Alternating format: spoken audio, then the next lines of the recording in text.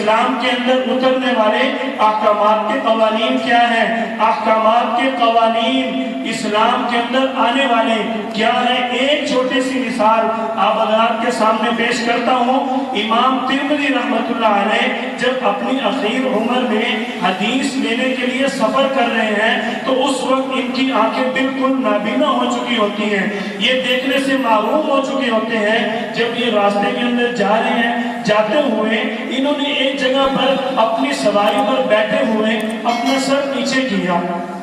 قافلے والوں نے پوچھا کہ کیا بات ہے، آپ نے اپنا سر نیچے کیوں کیا؟ حالانکہ اوپر تو کوئی چیز سر کے ساتھ نہیں لگ رہی، آپ نے کسی اور وجہ سے کیا یا آپ نے اپنی عادت کے موافق کیا؟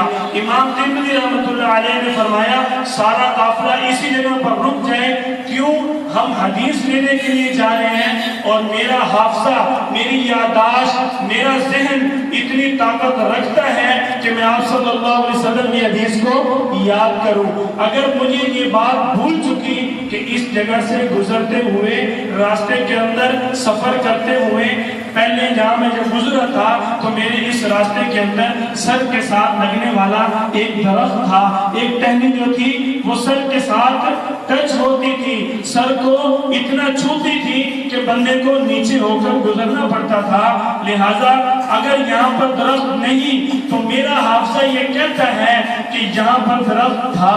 اگر میرا حافظہ اتنا کمزور ہو گیا کہ میں بھول چکا ہوں یہاں پر درخت تھا جو ہمارے راستے کے اندر رکاوٹ ہے، تو لہٰذا میرا حافظہ اب قائم نہیں ہے، میں آپ صلی اللہ علیہ وسلم کی حدیث کو یاد نہیں کر سکتا، میں آپ صلی اللہ علیہ حدیث کو بیان نہیں کر سکتا، لہٰذا ہم سب واپس چلتے ہیں، ہم نے حدیث لینے کے لیے نہیں جانا۔ ایک بات کے بھولنے پر امام ترمذی رحمۃ اللہ علیہ جیسا عظیم محدث کیا کہہ رہے ہیں کہ میں اگر یہ بات بھول گیا تو میں آپ صلی اللہ علیہ وسلم کی حدیث بیان کرنے کا، یاد کرنے کا اہل نہیں ہوں۔ جس نے مدرسے کا منہ نہ دیکھا وہ اپنے آپ کو آج مجتہد کہتا ہے۔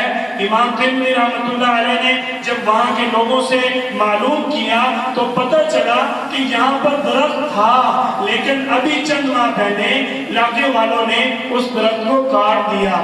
امام ترمذی رحمۃ اللہ علیہ اس بات کے معلوم ہونے کے بعد پھر اپنی حدیث لینے کے لیے سفر شروع کرتے ہیں۔ اتنے سخت قوانین کے ساتھ ہم تک علم پہنچا اور آج کا شخص کہتا ہے کہ میں اگر کتاب اٹھا لوں، بخاری شریف اٹھا لی، ابھی ہوش سنبھالا نہیں ہے، بخاری شریف اٹھا لی ہے، قرآن آتا نہیں ہے، بخاری شریف اٹھا لی ہے، قاعدہ پڑھا نہیں ہے، بخاری شریف اٹھا لی، نہ پتا بخاری شریف کے اوپر جو کسی زبر آئی ہے، زیر آئی ہے، اس کا حکم کیا ہے۔ یہ ساری تفصیلی باتیں ہیں۔ محدثین کی محنت اسماء الرجال کا ایک ایسا موضوع ہے جس کے اندر بڑے بڑے علماء بھی ابھی تک پوری سرچ نہیں کر سکے۔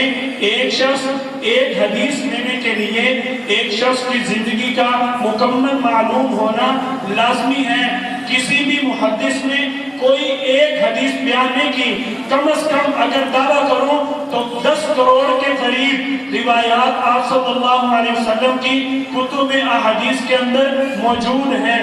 کوئی ایک بھی روایت ایسے شخص سے مروی نہیں ہے، کسی بھی محدث نے کوئی ایک بھی روایت ایسی کسی ایک شخص سے بھی نہیں لی جس کا یہ پتہ نہ ہو کہ وہ پیدا کہاں ہوا، اس نے زندگی کہاں گزاری، اس نے تعلیم کہاں حاصل کی، وہ فوت کب ہوا، اس کا خاندان کیسا تھا، اس کا مذہب کیسا تھا، اس کا ایمان کیسا تھا، اس کا عقیدہ کیسا تھا۔ یہ ساری چیزیں معلوم ہونے کے بعد ایک ٹکڑا انما الاعمال بالنیات کا سینکڑوں محدثین نے ایک راوی سے لیا۔ لوگ سمجھتے ہیں کہ آپ صلی اللہ علیہ وسلم کے فرامین کو بیان کر دینا یہ عام بات ہے۔